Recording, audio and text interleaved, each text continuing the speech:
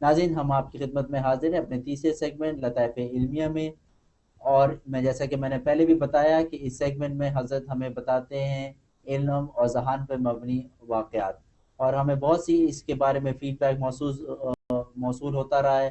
جو لوگ علمی مزاج رکھتے ہیں وہ اس سیگمنٹ سے بہت ہی زیادہ معزوز ہوتے ہیں، بہت ہی زیادہ لطف اندوز ہوتے ہیں۔ تو دیکھتے ہیں کہ حضرت ہمیں اس وقت لطائف علمیہ کے تحت کون سا واقعہ سناتے ہیں۔ جی حضرت۔ اس حوالے سے مجھے امام اعظم ابو حنیفہ رحمہ اللہ تعالیٰ کا ایک واقعہ یاد آیا، اور میں نے یہ عرض کیا تھا کہ امام اعظم ابو حنیفہ رحمہ اللہ تعالیٰ بڑے حاضر جواب تھے، ذہانت اور فطانت کا جو ہے وہ مرقع تھے۔ اللہ تبارک و تعالیٰ نے علم کلام پر ان کو بڑی دسترس عطا کر رکھی تھی۔ تو ان کے زمانے میں ایک امام تھی، امام اعمش۔ وہ حضرت سے سینئر تھے لیکن آپ کے ہم عصر تھے، امام اعمش۔ اعمش کہتے ہیں کہ جس کی آنکھیں چندی آنکھیں، چندیاں آنکھیں ہوتی ہیں، آنکھوں میں سے آنکھ ٹپکتا رہتا ہے، تو ایک خوبصورت جو ہے آنکھیں نہیں ہوتی، تو اعمش اس کو کہتے ہیں، اس لیے ان کو اعمش اسی کیفیت کی وجہ سے اعمش کہتے تھے۔ تو ان کی جو اہلیہ تھی، ان کی زوجہ بڑی حسین و جمیل، بڑی خوبصورت تھی، ایسے جیسے تاریخ میں آتا ہے کہ جیسے کہ چاند کا ٹکڑا ہو، اتنی حسین و خوبصورت، اور ان کے یہ 4 یا 5 بچے بھی تھے۔ تو ہوا یہ کہ ایک مرتبہ امام اعمش رحمۃ اللہ علیہ گھر میں بیٹھے ہیں، کسی بات پر تکرار ہو گئی اور آپس میں میاں بیوی جو لڑائی ہو گئی، تو تکرار کے نتیجے میں وہ بیوی نے بات کرنا چھوڑ دی اور خاموش ہو کر بیٹھ گئی۔ اب امام اعمش ان سے بات کر رہے ہیں لیکن وہ بات نہیں کرتی، خاموش بیٹھی ہے، بالکل بولتی نہیں۔ تو انہوں نے غصے میں آ کے اسے کہا کہ اگر صبح فجر کی اذان تک، صبح فجر تک اگر تو نہ بولی تو تجھے 3 طلاق۔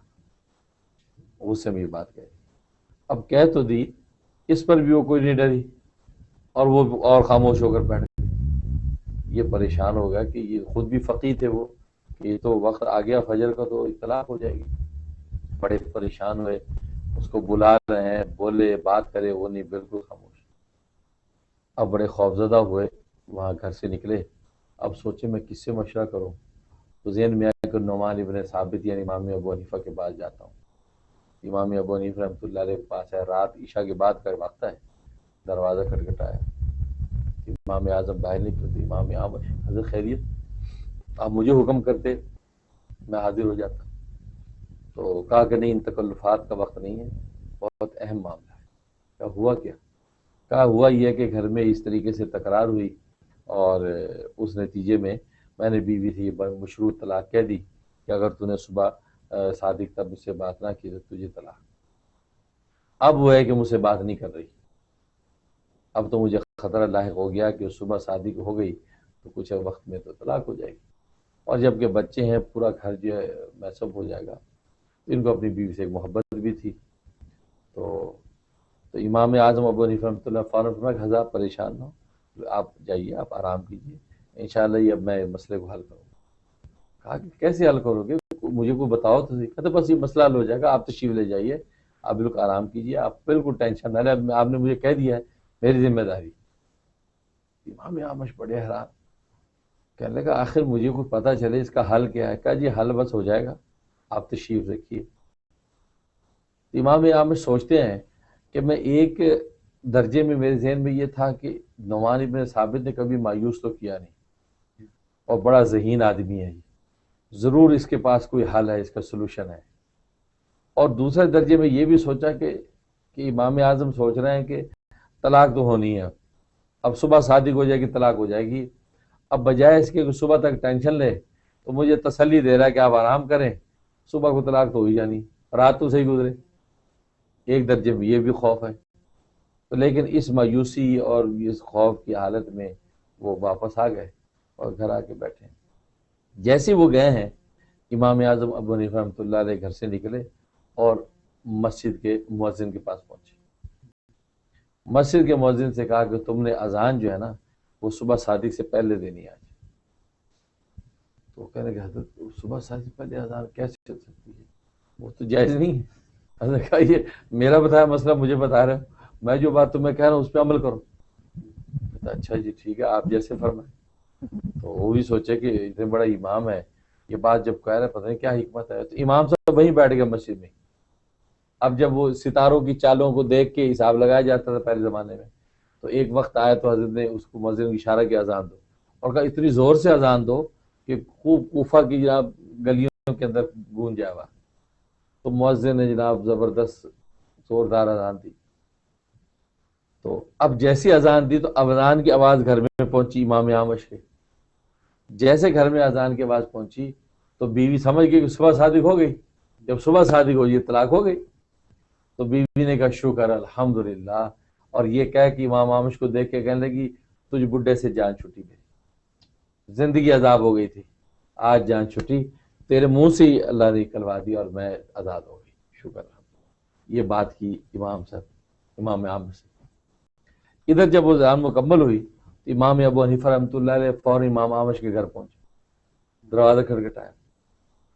امام اعمش جو ہے نا اس صدمے سے لیٹ گئے تھے. جب یہ دروازہ کھٹکھٹایا تو اٹھ کر بیٹھ کے، ہمت نہ ہو، پاؤں بوجھل ہو رہے ہیں، آخر ہمت کر کے دروازے تک آئے. دیکھا تو امام ابو حنیفہ کھڑے. مایوسی سے پوچھا ہاں امام نعمان بن ثابت اب کیسے آئے؟ کہا کہ حضرت مجھے بتائیے کیا صورتحال ہوئی گھر میں؟ کہا کہ ہونا کیا تھا، صبح صادق ہو گئی، اذان ہو گئی، مؤذن کی اذان سنتے ہی اس نے مجھے کہا کہ شکر ہے تجھ بڈھے سے جان چھوٹی، تو بس اب تو ختم ہو گیا، اب کیا رہا. اور تم نے مجھے کہا تھا کہ بھئی تو تسلی رکھو. تو میں اس وقت سمجھ گیا تھا کہ حل کوئی بھی نہیں ہے، تو ویسے مجھے اطمینان دلا.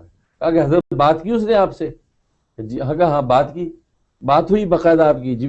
کہا حضرت آپ نے کیا کہا تھا؟ آپ نے یہ کہا تھا کہ اگر تو نے صبح صادق تک مجھ سے بات نہ کی تو تجھے 3 طلاق. تو صبح صادق سے مشروط کیا تھا آپ نے، اور اگر صبح صادق سے پہلے وہ بات کر لے گی تو شرط ختم ہو جائے گی. اور اس نے بات آپ سے کر لی؟ کہا ہاں کر لی. کہا کہ طلاق نہیں ہوئی. امام احمد جھنجھلا گئے کہ نعمان بن ثابت مجھے سمجھ میں نہیں آ رہا کیا قصہ کیا ہے، اب یہ آپ کہہ رہے طلاق نہیں، کیا بات کیا ہے؟ تو نعمان بن ثابت نے کہا کہ اصل میں حضرت بات یہ ہے کہ اذان مؤذن سے میں نے صبح صادق سے 1 ساعت یعنی 1 گھنٹہ پہلے اس سے اذان دلوائی، ابھی صبح صادق ہوئی نہیں. اور ادھر جب بیوی نے یہ سمجھا صبح صادق ہو گئی اور آپ سے بات کر لی ہے، جب آپ سے بات کر لی تو شرط باطل ہو گئی، جب شرط باطل ہوگی اب طلاق نہیں ہوئی. وہ حیران ہو گئے اور سینے سے لگا لیا، ماتھا چوم لیا. کہا کہ نعمان بن ثابت تم ہمیشہ ہم پہ بھاری رہے ہو، تم ہمیشہ ہم پہ بھاری رہے ہو، اللہ تجھے جزائے خیر دے. جب گھر آئے اور گھر میں آ کے یہ بات سنائی، عورت نے ایک دفعہ کو تو سر پکڑا. تو اس کے بعد پھر اس نے بھی سوچا کہ نہیں یہ خدا نے بچایا. اس کو بھی احساس ندامت ہوا کہ طلاق اتنی بری چیز، یہ بچے، یہ گھر بار میں کیسے، کیونکہ عورتوں گوارا نہیں کر سکتی. اس نے بھی جو ہے وہ امام صاحب کو دعا دی کہ آپ نے ہمارا گھر بچا لیا. یہ نعمان بن ثابت کی ذہانت کہ کس طریقے سے ان کی فریاد سنتے ہی سارا سینیریو ان کے دماغ میں آ گیا میں نے کرنا کیا، حضرت آپ آرام کریں. یہ ذہانت کی بات ہے. امام ابو حنیفہ رحمۃ اللہ علیہ کو اللہ نے یہ مقام عطا کر رکھا.